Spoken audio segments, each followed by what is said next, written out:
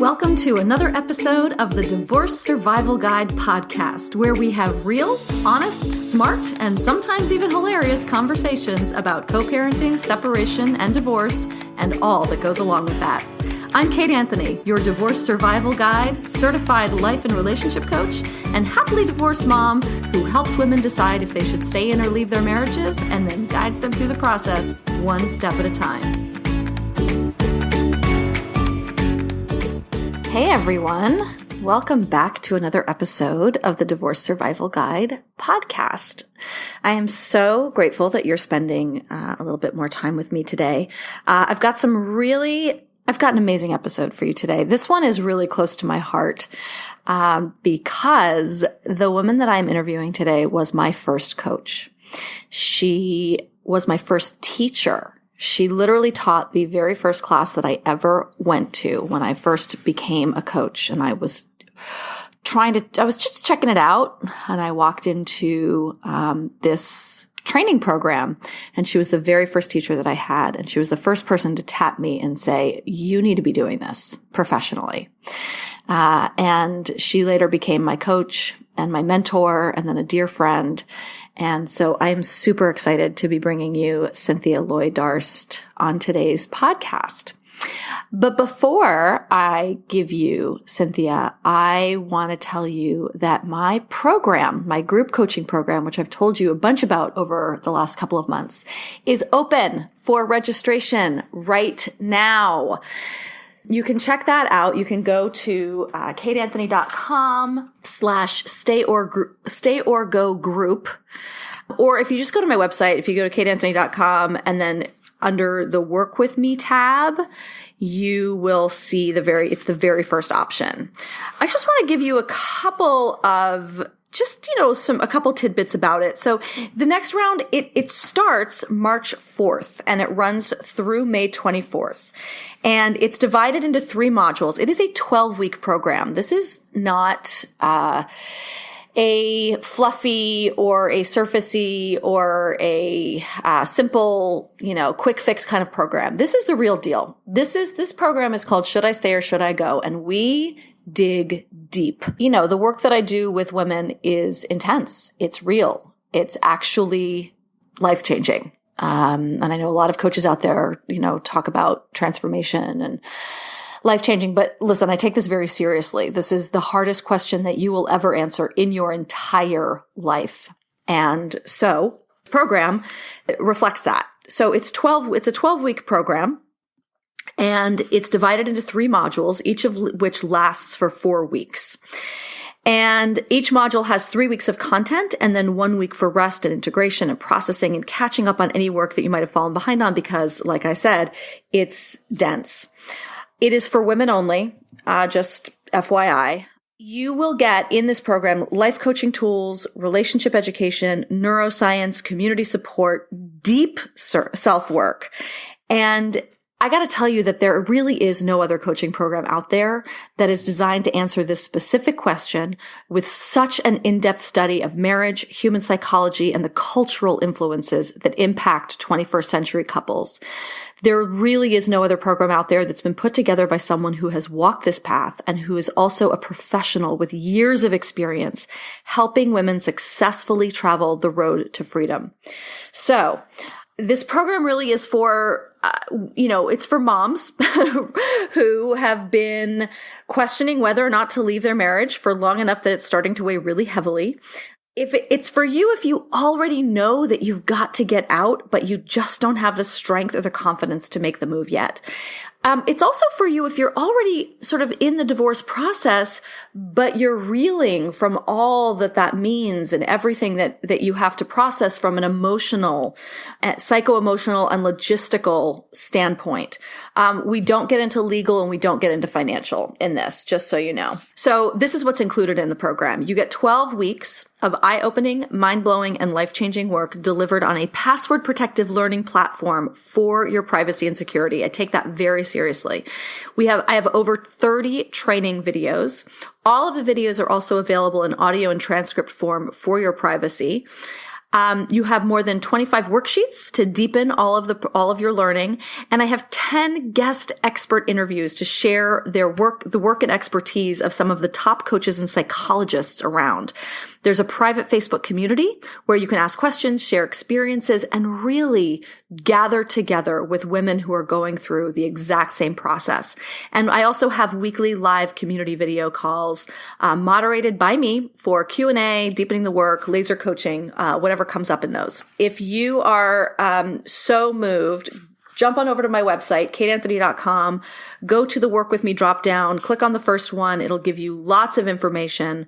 So, all right. So without further ado, I bring you now Master Coach Cynthia Loy Darst, and she is talking to us today about your inside team. What is your inside team? Your inside team is that committee inside your head that's chattering at you. And, sometimes it feels like there's an angel on one shoulder and a devil on the other. And sometimes it gets so loud and cacophonous and overwhelming that you don't even know which is the angel and which is the devil. And things can get really confusing. And Cynthia has created a system that breaks this shit down. And it helps you really figure out what are they trying to say to you? And why this matters, especially for those of you who might be trying to figure out whether or not to leave your marriage. This is super helpful in the realm of massive decision making, especially like this. Cynthia is also a guest expert in my program that I just mentioned, but here she is. I'm bringing her to you special to my podcast as well. So here she is. Cynthia, thank you so much for joining me. I am so excited that you are coming on to my podcast. It's a really special treat. Kate, thank you so much. I'm just delighted to be here and to be with you.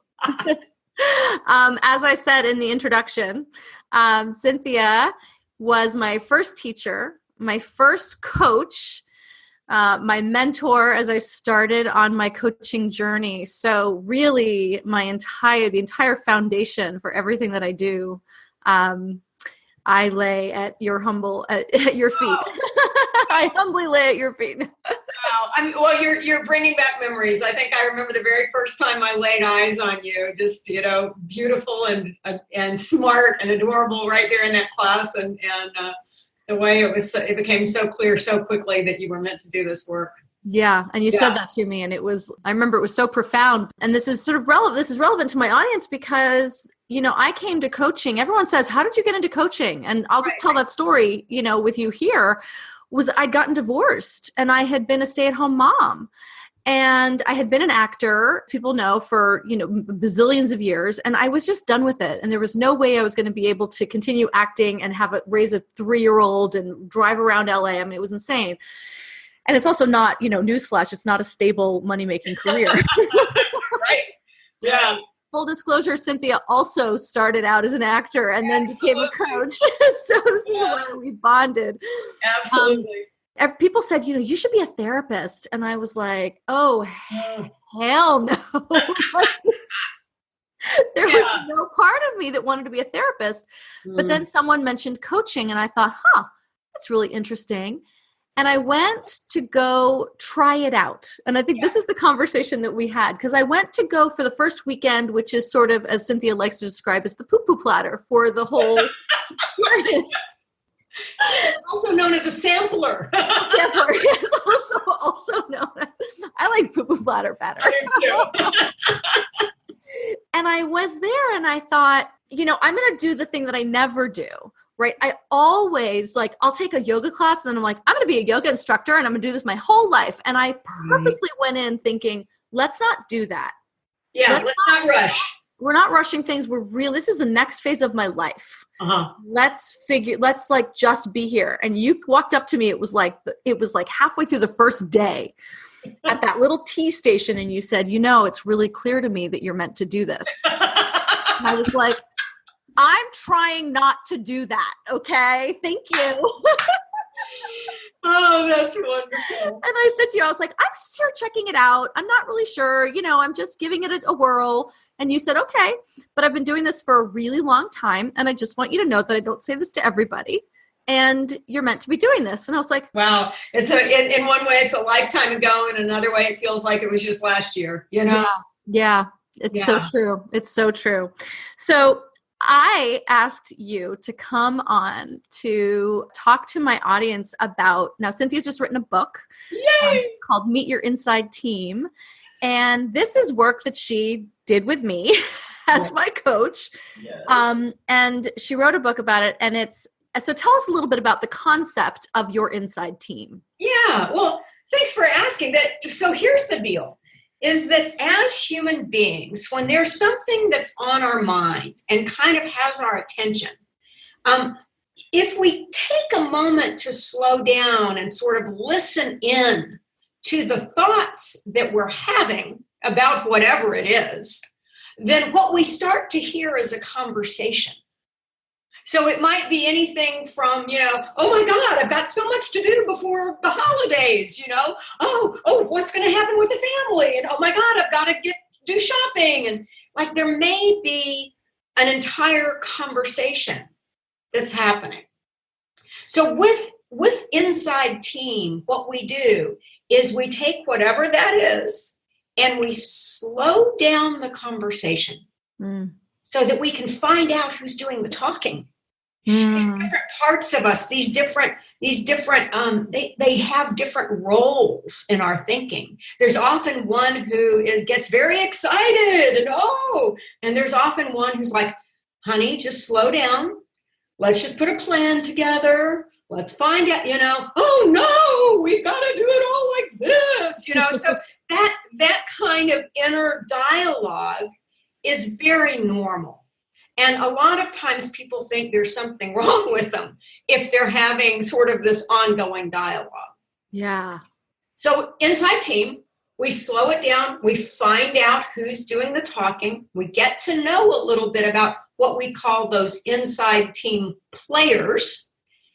And then we start to find out what's going on with them. We actually, in the book, we go through some internal relationship coaching so that you can have better relationship with this inside team. And it's so great, right? Because we all have it. Like we all know. I mean, I can't, I can't imagine that anybody listening to this is going, what is she talking about? And if you are, that is a member of your inside team that's right. Actually talking to you going, I don't understand this. This is weird. This doesn't make sense, right? That's one of them. That's right. That's absolutely right. But so often we don't surface it, right? It's happening under the surface. It's like a tape that's running in the background, and we're so used to it at this point in our lives, right? That we often don't hear it, right? It's like white noise, except it's white noise that's kind of running us. Yes. Right? Yeah. And often there's a dominant, right? Are there dominant players? Like there's, I love how I don't know if this is just what you did with me because of our shared acting background, but you talked to me in coaching me through this years ago about who was taking center stage. Yes. Who was upstage left, who was upstage, and that's probably because of our history, but I don't know if that's how you actually you understood it very quickly, and I knew you would because of your acting background. But most people get this. So like most people, if I say, okay, so as we're gonna listen into this conversation, and one at a time, we're gonna bring those players out and put them out in front of us. And maybe they're on a stage, right? And so as they come out, I want you to notice where they go. Where do they go on this stage, right? And so, here comes the warrior, and the warrior's over here, and here comes the one who's the nurturing mother, and she does this other thing. And here comes this freaked out kid who's just creating mischief everywhere, And so what we do is we start to, just see where they go in relationship to each other. That alone gives us new awareness. Yeah. right? And then we start to notice the dynamic. In other words, how are they reacting or interacting with each other? Or sometimes they don't interact with each other at all. They all just stare at you and do a thing with directly with you. You should be doing more work. You should be, whatever it is. Yeah. Some of them don't even realize the other players are there. And what are some signs that this is, I mean, besides the fact that it's always happening, right? But when do we know it's time to stop, slow down, check in, notice who's talking? Yeah. Like, when is it like, okay, now's the time to use this tool. Now's the time. Yeah. Yeah. So that's whenever there's like a crazy making conversation. So you and I and all of anyone listening to this, you go through your life and there are many, many things that you do every day where your inside team is in alignment. It's not a problem. Maybe you need to go pick up your kids and you go, oh, I need to stop and get gas, and you do that and you go and get your kid, and it's like but it's like you just do it. You just do it. It's not a problem. You're done. Right. But when there's something that's bugging you, maybe something happened in your relationship with your spouse or your boss or coworker, and it's like all these different thoughts about it. Or maybe it's a deadline for something that needs to happen. Mm-hmm. Or maybe it's just something that, that's going on in your personal life. Like, if you're anything like me, maybe you've put on a few pounds and it's time to, get back into the swing of going to the gym. And boy, oh boy, here comes the conversation of, like, you don't have time for that, or you're getting old, it doesn't matter, or whatever it is. Like, these different thoughts come up. It's really normal. For my audience, I think a lot of the time this is around questioning their relationships. When I was questioning my marriage, I had an inside team that was off the chain. I had the just try harder.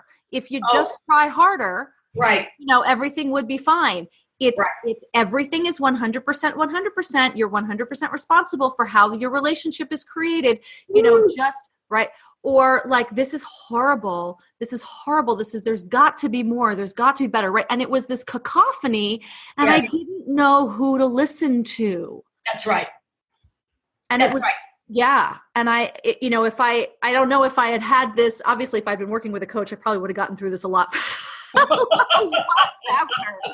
than I did. Right. Because I didn't know who to listen to. I didn't know what was real anymore. Well, one of the challenges here is that what we tend to want to do as human beings is to find one point of view and go with that. And so that doesn't really help us. Honestly, that sounds strange, but what we do with Inside Team is we slow down the whole thing. We imagine that every one of these players is in some way trying to contribute to you.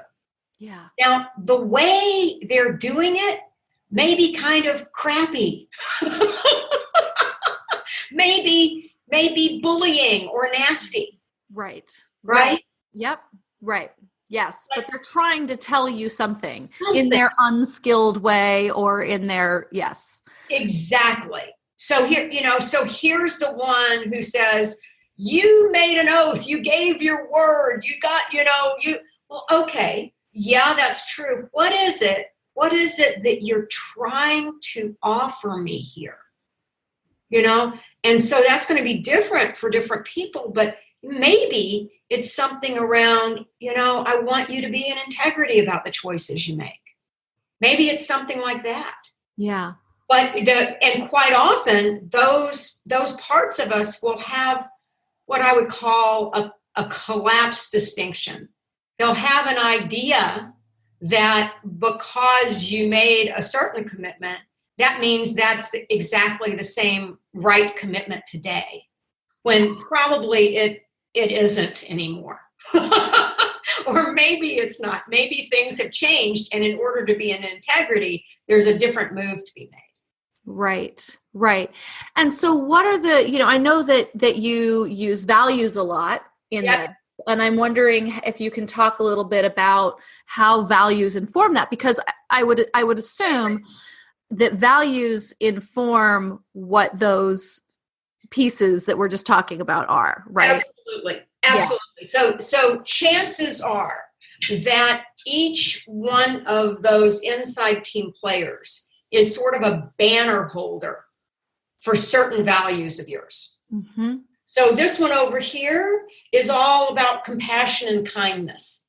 Yeah. And this one over here is about integrity and keeping your word. And this one over here is about, wait a minute, let's have a fulfilling life. Let's see what's possible now.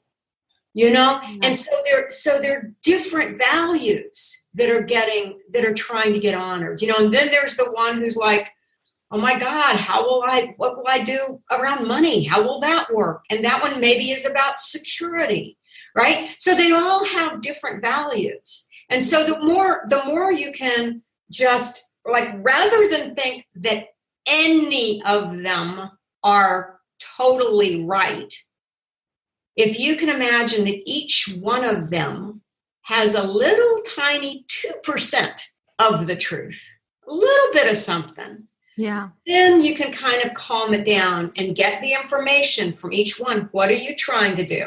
And what are you trying to do? What are you trying to offer me here?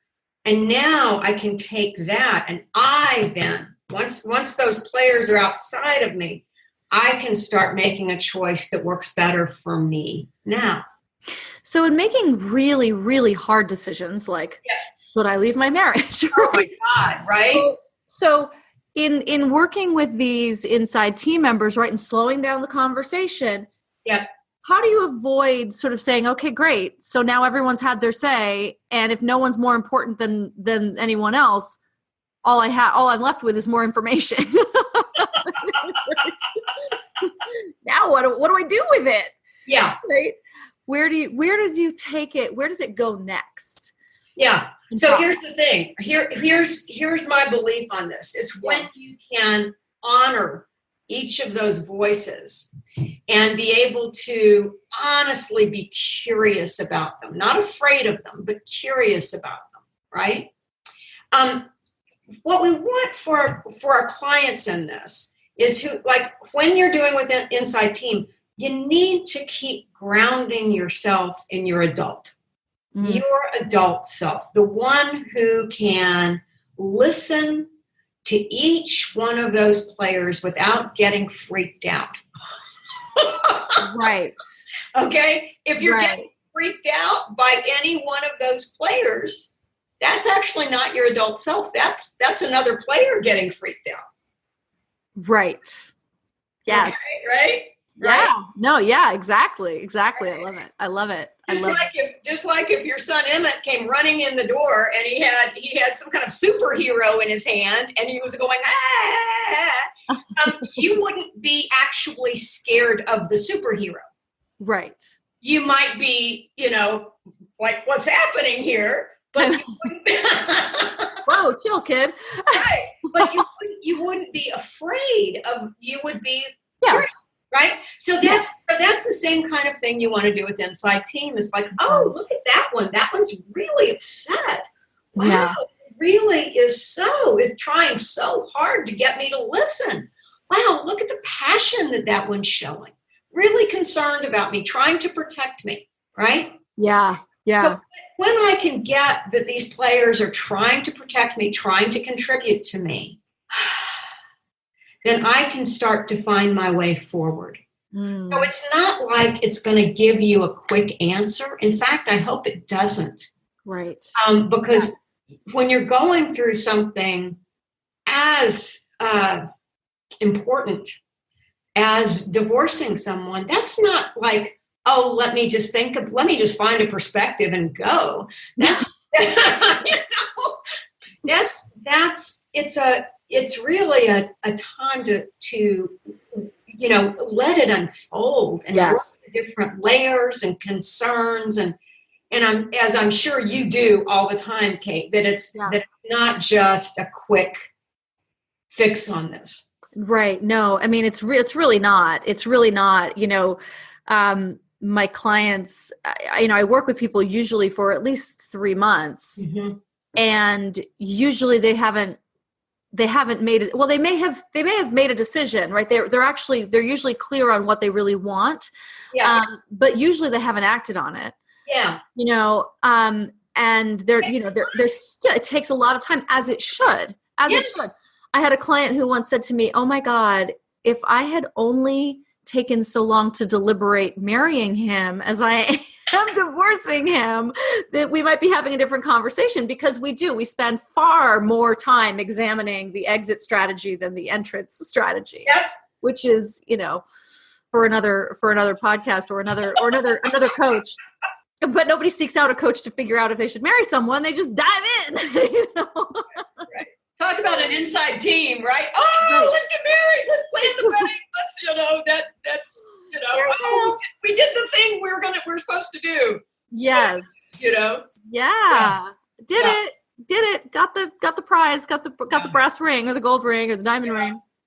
That's all I was after. Right, I was right. That and feeling so in love and feeling like nothing's gonna, So those are also inside team players, right? Holding on to that, yeah. Yeah, and I love the idea of this sort of slowing things down and the objectivity, right? I talk a lot with my clients about our operating system, right? That we're just like lifting up the hood, not literally, we are figuratively lifting up the hood. And we're looking and we're going, wow, look at that wire's crossed there and that wire's crossed there. And that's causing a lot of issues. What if we rework the wires here? Yes. Right. And I think that's very much what your inside team is. Each team member is a wire. Right? That's so great. Yeah. It really is like that. And it's such a powerful metaphor. It's like, we go through, we don't just think that our car magically runs. We actually know that there are all these parts and all these things that have to work together. And if there's a challenge, we don't just go, oh my God, I'm just stuck. We take it to someone who understands how to rework the wiring, right? Right. Whatever it is. That's just a normal thing.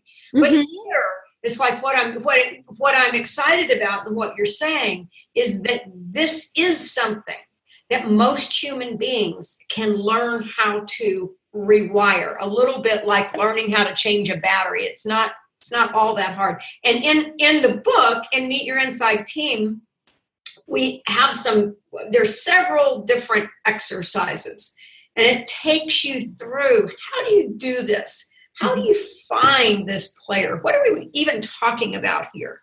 What's this one trying so hard to get you to see? And there's several different lists of questions that you ask as you develop and get to know your inside team about any particular, topic. Yes. And I love that about the book, because I love that it actually, like, anyone can use it. Anyone can read it. Anyone. And I strongly recommend that everybody does, and there'll be a link to it in the show notes and everything. It's very accessible. It's while I think this started out as a thing that you used in coaching clients, right? Right. It's not just a tool for other coaches to learn how to coach, which it is. Yeah. Yes. But it's also, it's very accessible for us to, as humans, just work with. And I think that the exercises and the questions they're super accessible and really powerful and revealing. Thank you. Yeah. This was written specifically so that any human being who's curious about what's under the hood can access it. Yeah. Yeah. Let's talk a little bit about curiosity, because I think it's a foundational piece in this work. I mean, but it really is one of the foundational pieces of all coaching, but certainly an inside team. Yes. And it's not just curiosity about ourselves, but it's the curiosity about each player. Yeah. Yeah.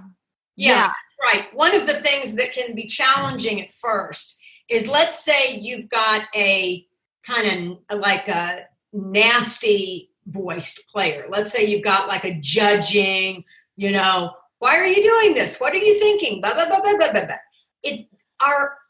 Many of us have been trained to try to shove that voice aside, or I just won't listen to it, or something like that. So if you be positive, don't allow negative thoughts in. Be positive, love and light. But here's the problem, right? So imagine that you were sitting next to someone and that person was trying to get your attention.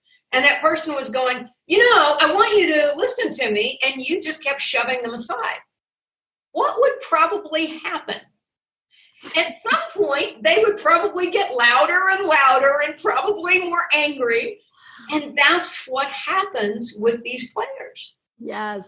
So when we do Inside Team, rather than try to shove aside what feels like a negative voice, we actually turn and look at it and listen to it and say, so hang on a second. The way you're yelling at me here isn't helping me. I'm not getting what you're trying to tell me. What is it? What is it that you're so concerned about here? Mm-hmm. What is it? And if we can relax a little bit, not have to defend against it, but just listen, you're going to probably find something useful under there. Maybe a tiny bit of wisdom, maybe a little bit of that it's so freaked out, it's so concerned that you're going to get hurt, that it's trying to tell you something about that. Yeah. Yeah. I always think about, that voice when you're about to make a massive change in that voice. It's like, who the fuck do you think you are? Yeah. Right.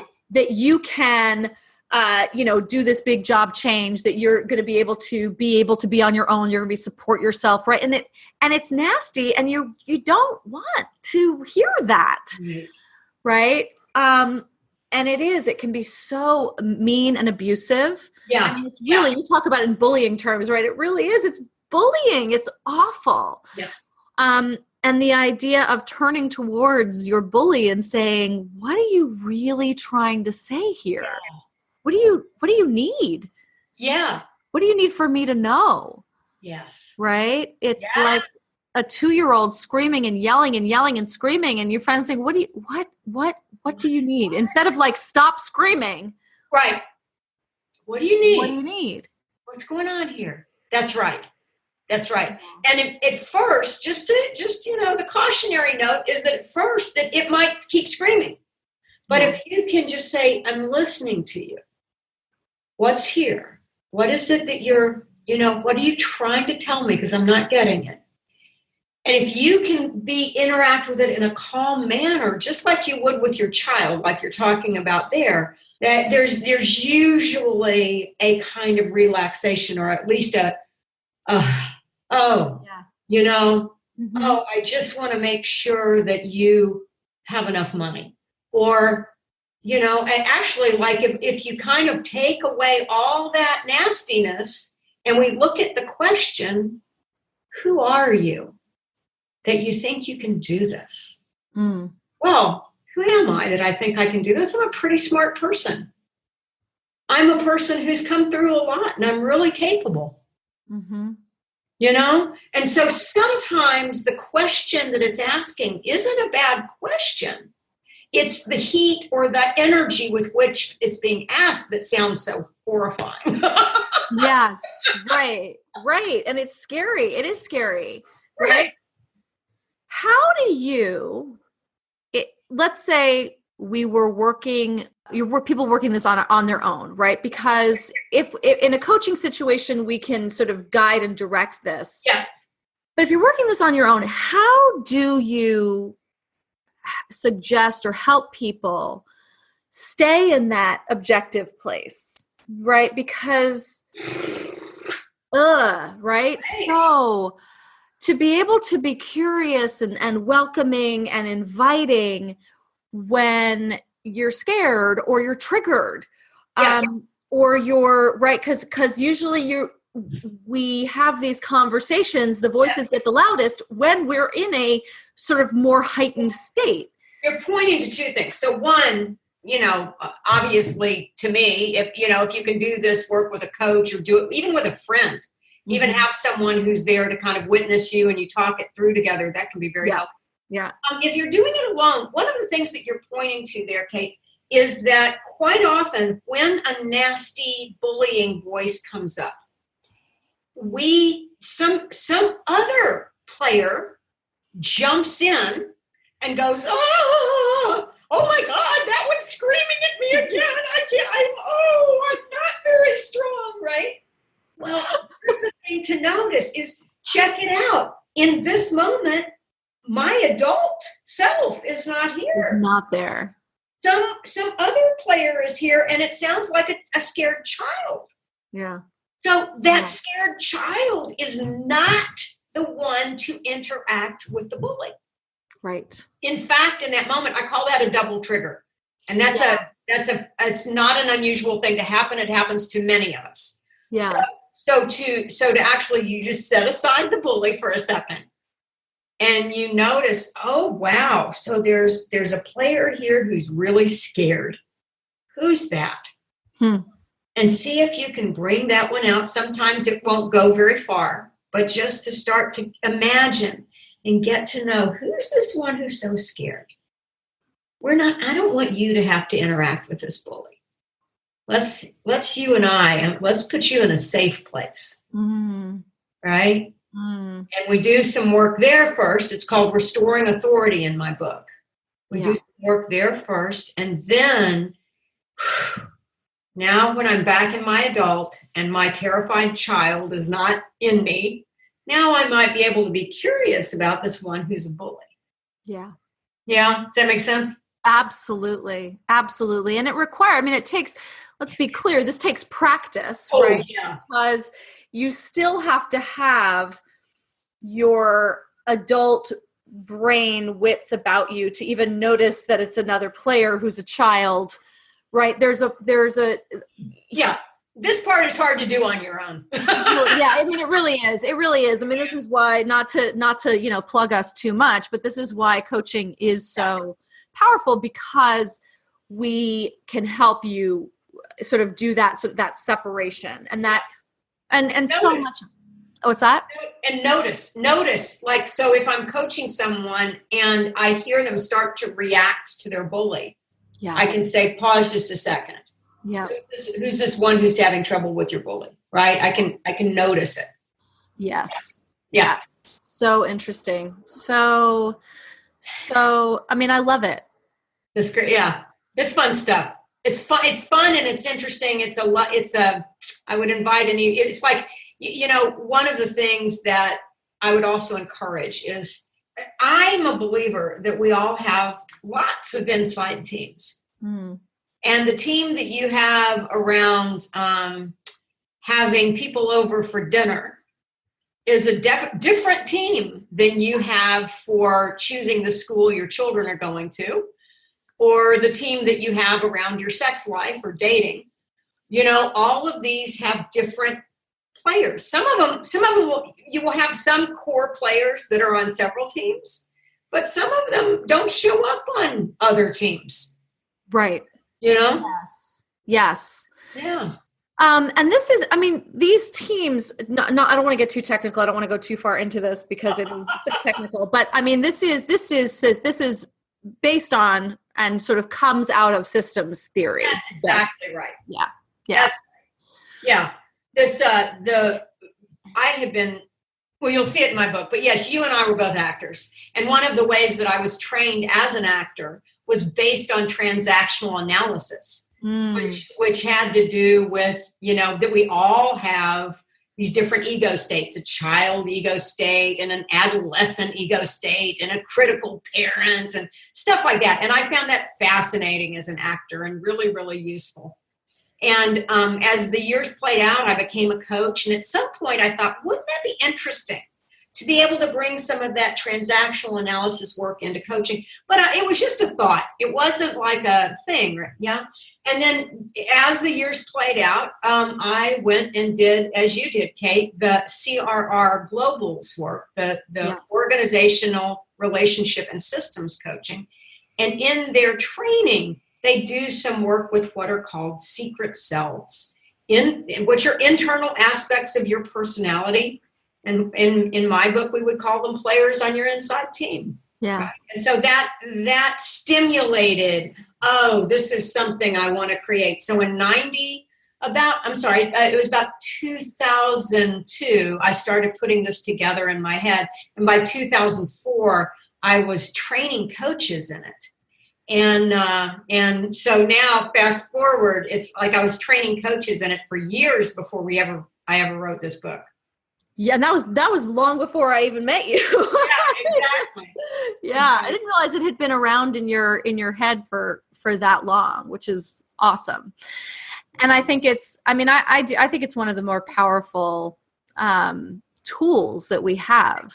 And I think that, yeah, I mean, and I think that we all have danced around it when we talk about, just to be clear, when we talk about our inner critic or our inner guides or in future selves, saboteurs, gremlins, whatever, however we name it. Those could all be termed as players on your inside team. They're all players. Yes. Mm-hmm. Yeah. And I love the idea that there's less duality, right? Of there's the good and the bad, or the positive and the negative, but that there's this nuance to it all. Yes. Yeah. So the shift in the stance with inside team is that this may or may not be true for people, but I ask people to try it on. And that is that every player, even if it feels negative, every player is trying to contribute something. Yeah.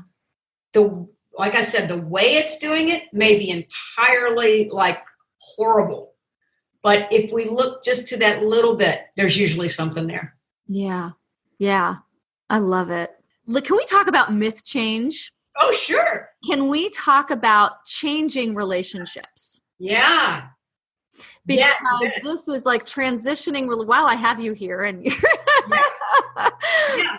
right. This is not part of my book, but this is part of the CRR Global's work. Yes, it is. Right, exactly. Which Cynthia teaches as well. So that's why I've got the expert in the hot seat. I'm gonna milk her for all she's got. So in terms of a change, right? Yeah. Transitioning relationships. How do people do that in a healthy manner? Well, there are two pieces that I want to talk about here. Okay. Yes. So one, before we get to myth change, I actually want to, with anyone who's really looking at divorce, the possibility of divorce, perhaps you're in divorce, whatever it is, I just really want to honor the process that you're in. Yeah. This is no easy feat. This is not a quick thing. It's like what I would want for anyone is to be able to give themselves the time to really process through all of the different implications it has, all of the things they're looking at in their own fulfillment and what that means to them, and all of the things that it means around, I know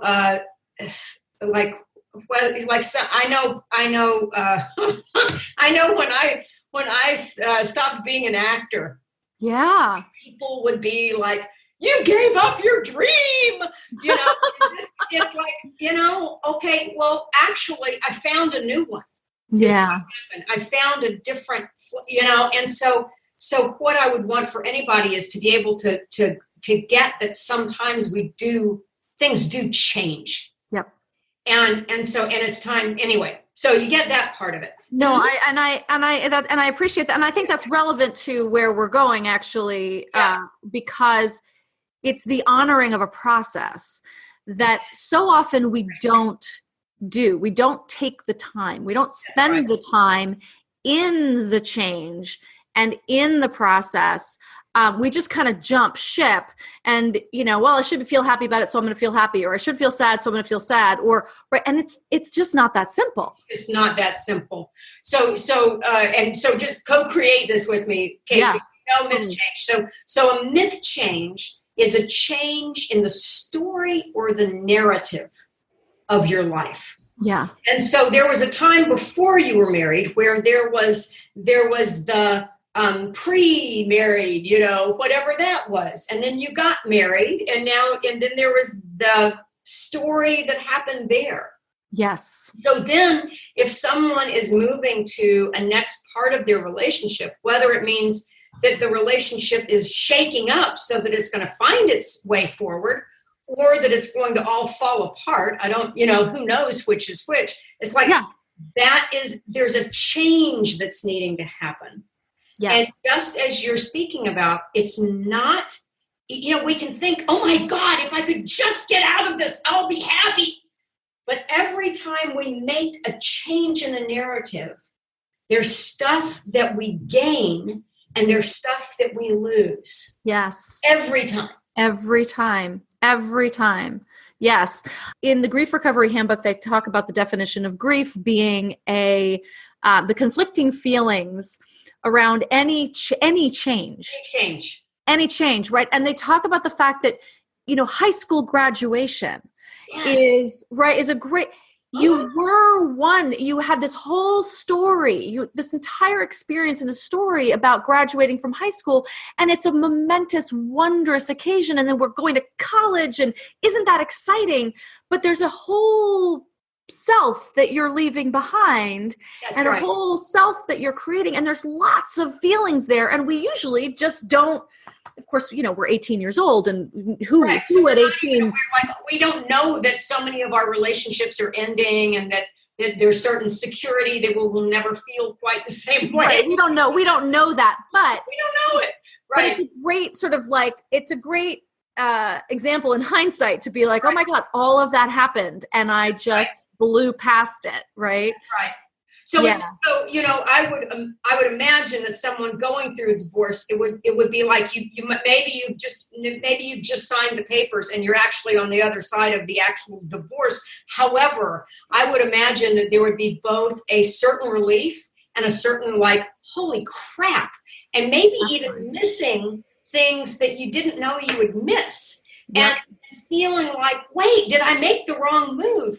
No, you're actually just going through the myth change process. You're doing, there needs to be, even in the worst relationships, there's a grief that will happen. There's a loss, there's a change. And even in the most, so I think you get what I'm saying. It's like, stuff to be celebrated and stuff to be grieved. Yes. And I think this is actually a very important aspect of this, because what I find with my clients and the conversations we have a lot is I was clear. I was totally clear. Yes. I'm lonely. I miss him. Our favorite show was on tonight. I miss him. Does this mean I made a mistake? Right. And, what I say is, usually because I know the process they've been through, I'll usually say, no, it doesn't mean you made a mistake. It means you're human. It means that that there's still stuff left to grieve. That's right. And I'm really open and honest about the fact that I've been divorced for almost 10 years. 10 years. It's been 10 years. And I am still uncovering layers of grief. They're smaller. They're less, right? But there's my ex and I had a really hard conversation yesterday. Oh, wow. And it's like, oh, look at that. Look at this transition. Look where we're at. We're coming upon this, and this is happening. And, I found my box of wedding photos the other day. Oh, golly. Photos, by the way, because I'm old enough that, my wedding pictures were not on digital. They were, I have a box of actual photos. Right. A binder full of negatives. But so this goes on and on and on and on. It really does. It's less, but it's important every time it happens for me. Yes. And I stop. And then I don't say it's because I'm still in love with him, or I still want to be married to him, or I made a mistake, but I go, wow, look at that. Another piece of this transition. That's right. Well, you've also brought up, I'm going to bring up one more piece of this. Yeah. And that is something called the disappointed dream. Oh, yeah. And maybe you've had another if you want to say no, not now, tell me, but do it. Nope, do it. whenever we set out to do anything, whether it's building a new business or going into any new relationship that we have, any relationship, we don't even know we're doing it, but we're creating a kind of dream of how we think this relationship's going to go. Yeah. Right. Yeah. So whether it's so let's just imagine that you're going and you get a new job and you like the person who interviewed you and you like the situation and you start having this dream of, oh, this is going to be great and it's exactly the right place for me and it feels so great. And then you come in one day and somebody did something you didn't expect and now you're kind of like, that's not quite right. And bit by bit, it's like things start to get a little creepy and like a little not right for you. And you're suddenly going, what the heck was I thinking? This is not right. It's because we have a dream that gets disappointed. And so certainly in relationship with our spouse, we have this dream of happily ever after. We have this dream of this is the perfect person and somehow we'll work it all out. Yeah. And so when that doesn't happen, then it feels like we actually have to mourn the loss of that dream as well as the myth change. Yes. Yeah. Yes. And even in relationships that last now, right? I mean, I'm sure I can imagine, I don't know, I wouldn't know this, but Cynthia, you've been married forever and a day to a wonderful man. But, we make up this idea of the Prince Charming and then they become like a person who farts and shits or whatever. Right. And you're like, oh, man, right? I mean, that's a form of disappointed dream. Well, you're bringing to mind something that happened very early on in our relationship. I married my husband. I really wanted to make sure I wasn't marrying a man anything like my father, right? Like I was very clear, not like my father. He's so different. And about a year into our relationship, my father had been a real go-getter, okay? Like set goals, had clarity, made things happen. That was his way. Yeah. I did not realize that the little dream that had formed in my head was that every husband was like a go-getter, like had a vision and went after things. And the man that I married, he's a day at a time kind of guy. Yeah. Let's see what happens. He's not a go-getter in that way. Yeah. So there was a time where I got really twisty with him and I was like, what's wrong with you? Because he wasn't fitting. And I'm talking about an extremely unconscious dream. I didn't understand that this was something that I had created based on my father. Yeah. And was trying to get him to fill out, you know?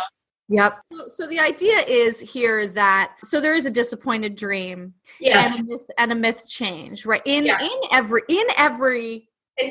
relationship. Yes. And in every myth change, there are probably multiple disappointed dreams that we have to acknowledge.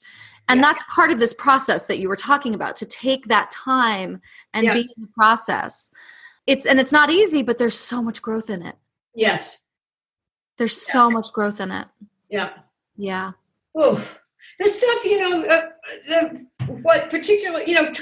kind of transition, but particularly a transition that's as large as divorce or finding your way forward after some big change in your life, it requires so much patience. And I don't know that anybody ever talks about that part of it. Yeah. It's not, we certainly want to get out of the pain of it quickly. Yeah. Yes. And that's understandable. But how do you be patient with that? How do you be patient and uncover this and let it start to unfold, let it start to play its way out so that you really do learn and grow and find your own feet. Yeah. I'm so grateful to you for coming and talking about all of this. We went into a total, but it's great, right? I mean, it's great.